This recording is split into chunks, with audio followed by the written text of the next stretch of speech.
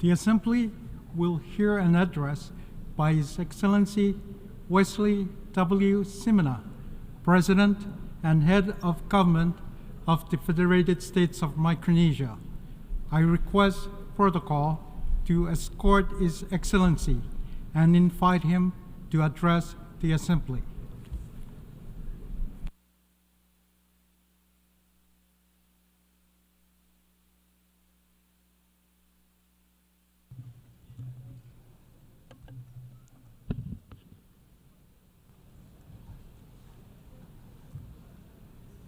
Mr. President, Temporary President Mr. Libwe, Mr. Secretary General, Excellencies, ladies and gentlemen, on behalf of the people and government of Micronesia, I extend a warm Kamorale. Kamorale back home was coined as a national greeting that combines the diverse languages of all our islands. Kamorale represents the spirit of unity and solidarity that lies at the heart of my country and people. And that same spirit is equally important in the context of multilateralism here at the United Nations. In a world where global challenges require collective action, Kamorale reminds us that through our strength and solutions come from our ability to come together. Just as the 4 states of Micronesia come together under one banner, our international community must come together in order to progress peace, prosperity, and sustainable development we all wish to see as envisioned in the Pact for the Future. After traveling thousands of miles from Micronesia with my delegation, I am honored to participate in this 79th session of the United Nations General Assembly. I congratulate you, Mr. President, on your election as President of the General Assembly, and I assure you of my delegation's support for your leadership. I also acknowledge our outgoing President of the 78th session for the impactful work he had carried out during his term. I must also pay tribute to our Secretary General, who recently joined us in the Pacific for the Pacific Islands Forum Leaders Meeting. We deeply appreciate your tireless efforts to strengthen our United Nations as a vital instrument for achieving our shared goals. Mr. President, since the time Micronesia became a member of the United Nations in September 1991, we have been grappling with the severe impacts of climate change. I cannot emphasize enough how it is the single greatest threat to our home. Even as I speak today, we are currently in a state of emergency due to the extended drought facing my nation. For us, every degree, every inch of sea level rise, drought, and every delay matters. We continue to call on our global community to step up with stronger and urgent action. Mr. President, I raise an important topic that relates to our island's ability to adapt to and survive the increasing impacts of climate change. Time is running out to prevent average global temperature from surpassing 1.5 degrees. We are already at 1.2, according to the latest science. The 1.5 degrees goal is the safety limit for our small islands. Beyond that lies a danger zone with deadly heat that will cost lives, impact our food and water systems, and will drown many of our low-lying islands. Carbon dioxide stays in the atmosphere for hundreds of years. So while it is critical for the world to cut those emissions, the benefits of those cuts will not be felt until later this century. We need to control temperatures now. We call upon the larger emitters to prioritize reduction of the non-CO2 pollutants, especially methane, fluorinated gases, and black carbon.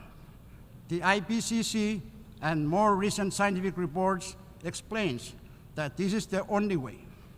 So I urge all of us to take a greater action now.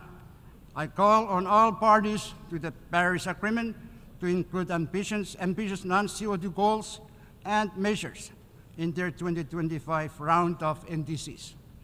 As we take action on non-CO2 pollutants, we also need all countries to come together and agree on a global plan to transition away from fossil fuels in a fair, just, and equitable manner. In this connection, I am announcing that Micronesia endorses the Fossil Fuel Non-Proliferation Treaty Initiative.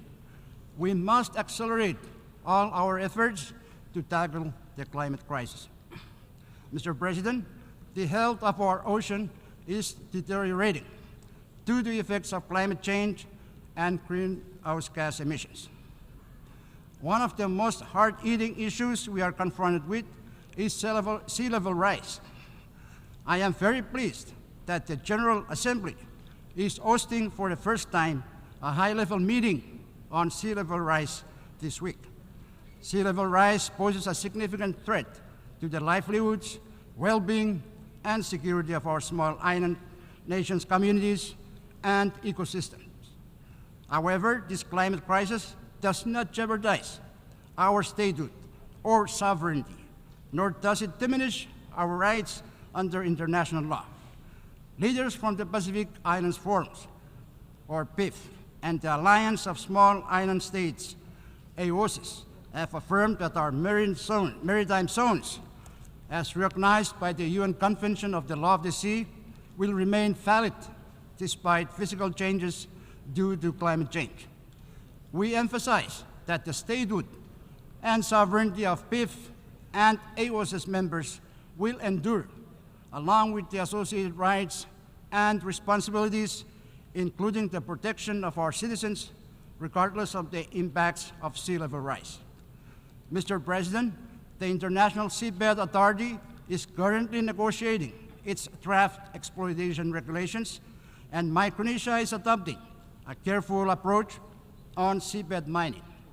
We will consider all relevant factors regarding this matter and will join the Talanoa here being organized this year by the Pacific Islands Forum. Micronesia joins other nations in emphasizing the necessity of comprehensive knowledge, data, and scientific understanding of the marine environment and the impacts of deep-sea mining before any exploitation takes place. We urge the ISA to finalize all relevant regulations, standards, and guidelines for its mining code prior to exploitation. Additionally, it is crucial that all stakeholders, including adjacent coastal states, indigenous people, and local communities in the Pacific, are consulted and their perspectives considered before any exploitation occurs.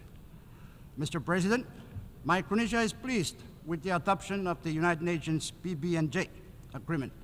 I was the first leader to sign the PB&J agreement here in New York a year ago, and among the first to deposit our instrument of ratification. Currently, over 90 countries have signed, and we wish that all will sign. I urge others to sign, ratify, so that we can operationalize the PB&J agreement. We look forward to the Preparatory Commission to begin its important work soon. Mr. President, the international community is set to adopt a legally binding treaty to end plastic pollution, including in the marine environment in Busan, Republic of Korea, later this year. This treaty must address plastic pollution at its source, plastic production, particularly primary plastic polymers derived from fossil fuels. Micronesia's bridge to Busan Declaration, launched earlier this year, calls for international support to regulate plastics production in the treaty.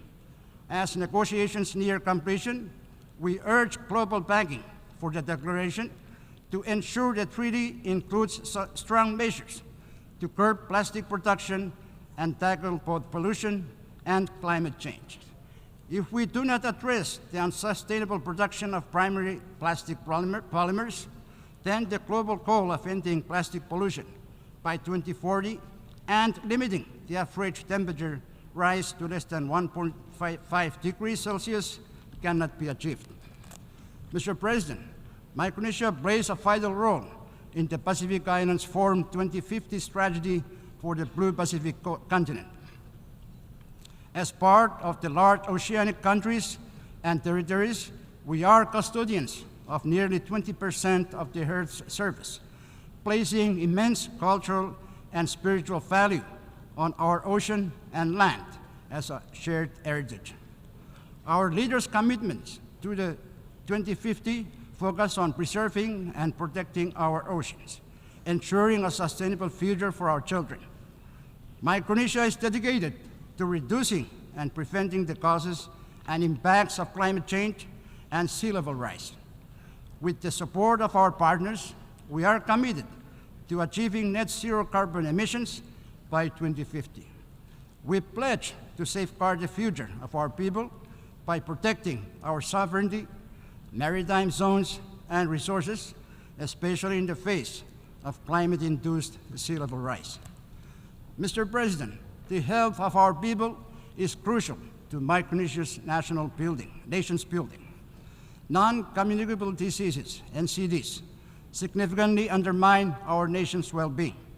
NCDs hinder workforce productivity and contribute to poverty. Unfortunately, the Pacific has some of the highest rates of these diseases, with Micronesia ranking among the top countries. In 2016, NCDs accounted for 75% of all deaths in Micronesia. Recognizing this national health emergency, Micronesia has taken decisive action. Since 1995, we have participated in WHO's Healthy Islands Initiative, focusing on health protection, risk reduction, and promoting healthy lifestyles. We developed a national NCD action plan in 2006, and the Pacific NCD roadmap has guided our efforts since 2014. In 2022, we reaffirm our commitment to securing the well-being of our people through the 2050 strategy for the Blue Pacific continent. Our fight against NCDs is key to building a healthier, stronger future for Micronesia. However, despite decades of effort under the Healthy Islands Initiative, NCDs continue to pose a serious challenge in Micronesia. The persistence of this disease warrants the need for renewed support and stronger partnerships. There is an opportunity here to reevaluate both the Healthy Islands Initiative and the Pacific NCD roadmap, exploring ways to enhance their effectiveness. By working together, we can confront this crisis more robustly and ensure that we move forward towards a healthier and more resilient future.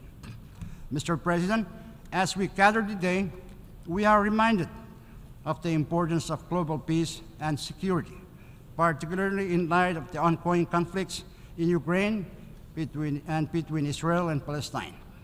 Micronesia reaffirms its unwavering commitment to peace and dialogue. We condemn the invasions of Ukraine and the killing of innocent civilians. We also condemn the attack by Hamas on Israeli citizens on October 7th, and we believe that every nation has the right to defend its people and territory. We urge for the immediate and safe release of hostages and cessation of hostilities. And I urge all parties to work towards a peaceful resolution. It is our profound hope that both Israel and Palestine can resume meaningful negotiations with the goal of establishing two states living side by side in peace and security with clear and recognized borders. We commend the constructive efforts of the United States, Egypt, and Qatar in supporting the peace process, and we remain hopeful that through diplomacy and cooperation, lasting peace can be achieved.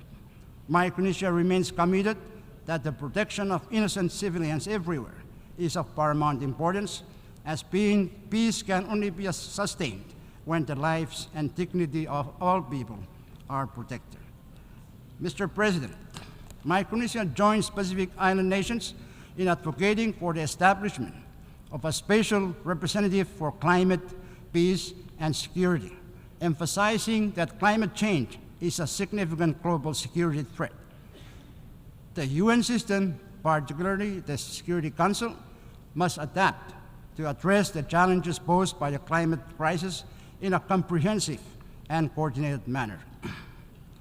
Currently, the Council struggles to effectively tackle major peace and security issues, highlighting the need for comprehensive reform. This reform should make the Council more effective, inclusive, transparent, and accountable. It must reflect the realities of today rather than those of 1945. It is time for permanent membership of the Security Council to be expanded to include Japan, India, Germany, Brazil, and representation from the African continent. Additionally, it is crucial to amplify the voices of underrepresented regions, such as small island developing states, in a reformed council. Mr. President, in today's complex global landscape, strengthening the multilateral system for an inclusive, interdisciplinary UN is essential.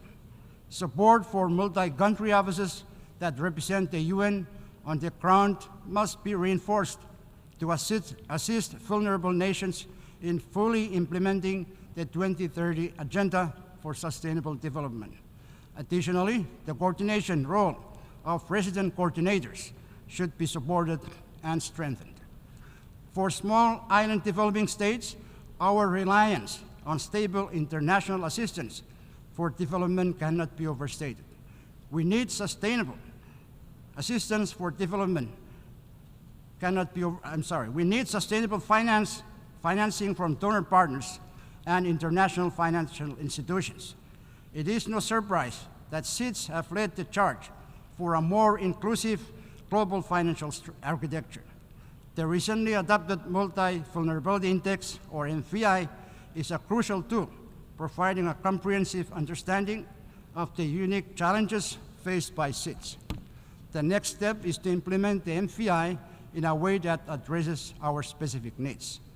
Mr. President, the special case of SIDS in the context of climate change and sustainable development and our particular vulnerability to natural disasters and external shocks must be supported by an increase in climate finance and investment, including new and additional climate finance.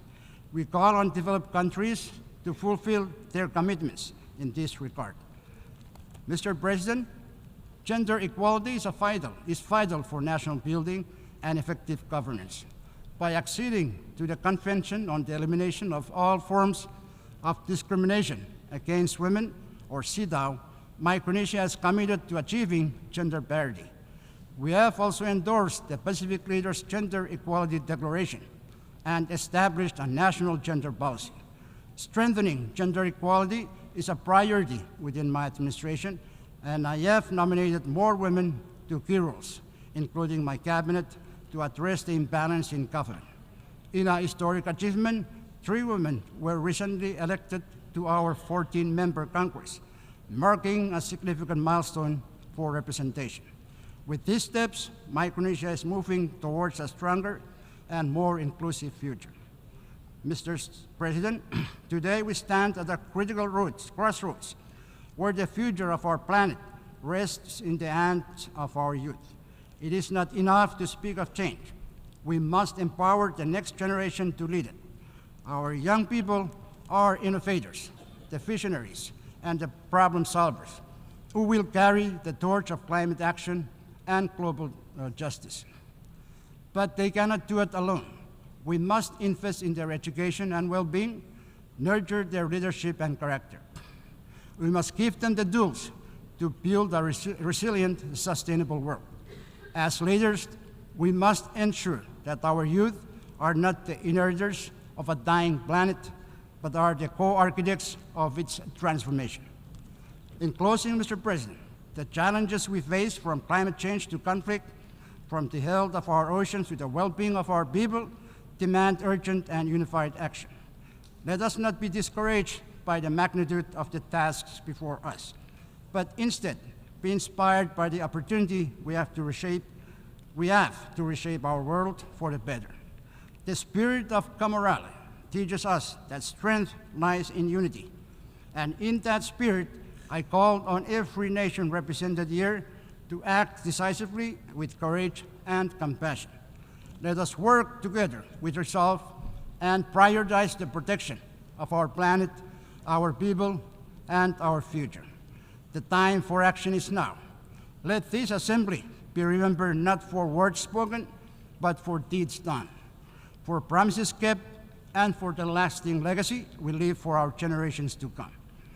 As we were so rightly reminded of at the opening of the Summit of the Future by the youth representative from South Sudan, the future is for the youth to forge, not for us to cling on to. Micronesia is ready to play its part, and I urge all of you to join us in this collective effort so that together we can build a world where peace, prosperity, and sustainability are not just aspirations, but realities for all of us. As enshrined in the preamble of our FSM Constitution, and I quote, "Our ancestors who made their homes on these islands displaced no other people. We who remain wish no other home than this. Having known war, we hope for peace. Having been divided, we wish unity. Having been ruled, we seek freedom. We extend to all nations what we seek from each: peace, friendship, cooperation, and love in our common humanity." I thank you, and I leave you with Gamarali. Thank you very much.